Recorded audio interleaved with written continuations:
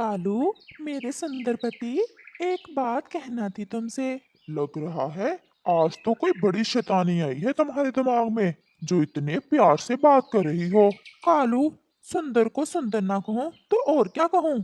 तुम हो ही इतने सुंदर। अच्छा अच्छा, अब बताओ क्या बात है। कालू जी, मुझे आज काले जंगल में ले चलो। मुझे पता चला है वहाँ एक शैतान उल्लू रहता है पुराने पेड़ के नीचे।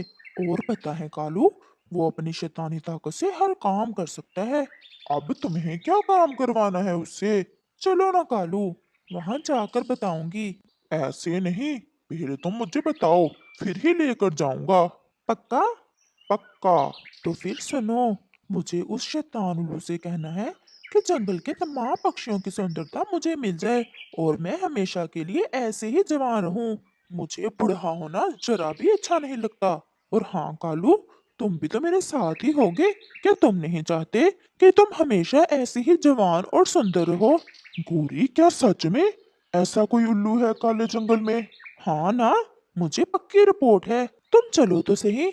और फिर ऐसे कालू कौवा और गोरी कव्वी दोनों उस शैतान उल्लू से मिलने काले जंगल की तरफ चल देते हैं। उड़ते उड़ते वो दूर निकल जाते हैं, लेकिन वो रास्ते में कहीं भी नहीं रुकते। और फिर ऐसे वो काले जंगल में पहुंच जाते हैं। सामने एक बड़ा पेड़ था, जिसके नीचे वो उल्लू बैठा अपने शैतानी अमल कर रहा था। और फिर कालू कौवा और गोरी कौवी भी उसके पास जाकर बैठ जाते हैं। वो खामोश रहते हैं। और फिर वो उल्लू अपनी आंखें खोलता है। गोरी नाम है तुम्हारा। जी जी उल्लू जी, मेरा नाम गोरी ही है। हमेशा के लिए जवान रहना चाहती हो। जी उल्लू जी, आप तो सब जानते हो। और पास बैठा कौवा गोरी के चोंच मारकर अपना नाम बताने को भी कहता है। उल्लू जी, ये मेरा पति है। और मैं और मेरा पति चाहते हैं कि हम हमेशा जवान ही रहें, कभी बूढ़े ना हो, और हम जंगल के सब पक्षियों से ज्यादा सुंदर हो जाए। जब कोई दूसरा पक्षी मुझसे शैतानी अमल लेने आता है तो मुझे बहुत खुशी होती है कि मेरे अलावा कोई और भी शैतान है। गोरी, ये तुम दो तरह के रस ले जाओ। ये जो लाल रंग का रस है, ये शैतानी पेड़ के फल का रस है। और ये जो हरे रंग का रस है, ये अच्छाई के पेड़ का रस है। इस हरे रस को लेने से इस लाल रंग के शैतानी रस का असर खत्म हो जाता है। तुम इस लाल रंग के रस को किसी तरीके से जंगल के बाकी पक्षियों को पिला दो और फिर बन जाओ हमेशा हमेशा के लिए जवान।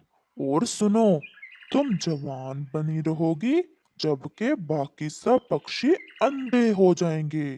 तो क्या उल्लू जी, इस लाल रस को पिलाने से सब पक्षी अंधे हो जाएंगे? हाँ, वो सब अंधे हो जाएंगे। अब तुम जल्दी से जाओ क्योंकि मेरा शिक्षक जी आने वाला है। और फिर ऐसे गोरी कव्वी और कालू कव्वा वो दोनों रस लेकर वहां से चले जाते हैं। और फिर काले जंगल से बाहर निकलकर वो एक पेड़ पर बैठ जाते हैं। कालू जी, अब एक बड़ी प्रॉब्लम ये है कि हम इन सब पक्षियों को ये लाल रंग का रस कैसे पिलाएंगे? यही तो मैं सोच रहा हूँ। क्यों ना हम इस रस को जंगल में मौजूद फलों के ऊपर लगा दें। जैसे ही पक्षी फल खाएंगे, वो अंधे हो जाएंगे। नहीं, ऐसे पक्षियों को पता चल जाएगा और ऐसा भी हो सकता है कि पक्षी फिर इस फल के पास ना जाए। तो फिर कालू जी, अब तुम ही कोई उपाय निकालो। यहाँ तक तो मैंने कर लिया, अब आगे तुम ही कुछ करो। आखिर जवान तुमने भी तो होना है हमेशा हमेशा के लिए। मैंने ढूंढ लिया है इसका उपाय। क्या? क्या कालू? मुझे भी बताओ जल्दी से। हम जंगल में खाने को एक बहुत ही स्वादिष्ट चीज लाएंगे जिसको खाने के साथ साथ पिया भी जाता है। कालू जी, ऐसी क्या चीज है? वो है पानी पूरी। वो बहुत स्वादिष्ट होती है। जब मैं कभी कभी इंसानों की बस्ती में जाता हूँ तो देखता हूँ कि इंसान उसे बहुत शौक से खाते हैं और वो बहुत स्वादिष्ट होती है। लेकिन कालू जी, वो कहाँ से मिलेगी? तुम ये रस लेकर जाओ और हाँ, इन्हें छुपा कर रखना, कोई पक्षी ना देख ले। और मैं बंदोबस्त करता हूँ पानी पूरी का। मैं इंसानों की बस्ती से पानी पूरी लेकर आता हूँ। और फिर ऐसे गोरी कव्वी अपने घर की तरफ और कालू कौवा इंसानों की आबादी की तरफ चला जाता है। गोरी कव्वी जल्द ही वापस पहुंच जाती है और वो दोनों रस अपने घोंसले के नीचे छुपा देती है। और फिर शाम हो जाती है। ये कालू पता नहीं कहाँ चला गया, अभी तक लौटा क्यों नहीं। वो ऐसा सोच ही रही थी कि कालू भी आ जाता है। बहुत भारी है ये बैग, बहुत मुश्किल से उठा कर लाया हूँ। गोरी, वो रस कहाँ है? वो तो मैंने छुपा दिए हैं, लेकिन कालू जी, ये पानी और पूरी खिलाएंगे कैसे पक्षियों को? हम जंगल के बीच में दुकान लगाएंगे और बोलेंगे कि अब हम ये बेचा करेंगे जंगल में, लेकिन पहले दिन फ्री में। ये पानी पूरी इतनी स्वादिष्ट होती है कि सब पक्षी मिनटों में चट कर जाएंगे। बस तुम फ्री और स्वादिष्ट पानी पूरी की आवाज लगाती रहना और मैं डाल डाल कर देता रहूंगा पक्षियों को। और फिर ऐसे रात हो जाती है और फिर कालू कौवा और गोरी कौवी सो जाते। और फिर अगले रोज वो दोनों सुबह सवेरे ही जंगल के बीच में पानी पूरी की दुकान लगा लेते हैं और वो लाल रंग का रस पानी पूरी के पानी में शामिल कर देते हैं। और फिर गोरी आवाज लगाती है, पक्षियों, पक्षियों, हमने पानी पूरी की दुकान लगाई है। आज पहला रोज है, इसलिए स्वादिष्ट पानी पूरी बिल्कुल फ्री में है। ये इंसानों का भोजन है और बहुत स्वादिष्ट है। जल्दी जल्दी आ जाओ पक्षियों, जल्दी से आ जाओ। ऐसा सुनते ही सब पक्षी वहां इकट्ठे हो जाते हैं। स्वादिष्ट पानी पूरी, इंसानों का भोजन, बिल्कुल फ्री, बिल्कुल फ्री, सब खाओ। जो खाएगा अपने पंख चाटता रह जाएगा। कबूतर जी, ये आज कोरी और कालू ने तो नया ही काम शुरू कर लिया। चुरा लाया होगा कौवा के ही इंसानों का माल। चलो मुफ्त में है, हम भी खा लेते हैं। और फिर ऐसे सब पक्षी स्वादिष्ट पानी पूरी खा लेते हैं। और फिर जैसे ही सब पक्षी वो पानी पूरी खाते हैं, पक्षी तो अंधे हो जाते हैं उस पानी पूरी में उस शैतानी पेट का रस जो मिलाया हुआ था कालू कौवे ने। कबूतर, कहाँ हो? मुझे तो कुछ नजर नहीं आ रहा। मैं तो इधर ही हूँ, मुझे भी कुछ नजर नहीं आ रहा। ये क्या हो गया है हमारे साथ? ये सब कालू कौवे के वो स्वादिष्ट चीज खाने से हुआ है। और फिर वो नाराज होकर वहीं बैठ जाते हैं। चलो कालू, अब मुझे हमेशा हमेशा के लिए जवान रहने से कोई नहीं रोक सकता। और फिर ऐसे वो वहां से चले जाते हैं। और फिर शाम हो जाती है। रानू चिड़िया जो आज इस जंगल में नहीं थी और वो साथ वाले जंगल गई हुई थी, वो भी शाम के वापस लौट आती है। रानू चिड़िया जैसे ही वहां आती है तो सब पक्षियों को एक जगह इकट्ठे देखकर हैरान हो जाती है। तोते भैया, क्या बात है? आप सब पक्षी यहाँ क्यों बैठे हो? रानो, रानो तुम हो? हाँ हाँ तोते भैया, मैं रानो चिड़िया ही हूँ। और फिर तोता रानो चिड़िया को कालू कव्वे और गोरी कव्वे की सारी कहानी बताता है।